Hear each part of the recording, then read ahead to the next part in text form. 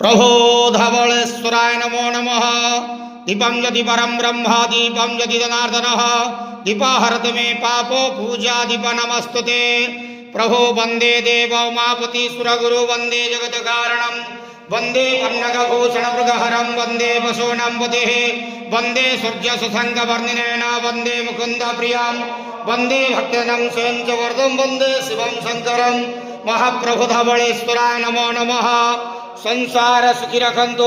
आज शुभ रविवार रे समस्त श्रद्धालु भक्त मान को आश्रीपद करंतु। मनस्कामना पूर्ण करंतु। कर्म क्षेत्र उन्नति करंतु। ग्रह रिष्टमान खंडन करंतु। जगतर मंगल करंतु। विश्वर कल्याण करंतु। आपणकर नाम विख्यात करंतु। सब करडाक श्रवण करंतु। महाप्रभु धवलेश्वराय नमो नमः। संसार सुखी रखंतु। आनंद के वार हरि बोलो। ओम नमः शिवाय बाबा धवलेश्वराय नमः।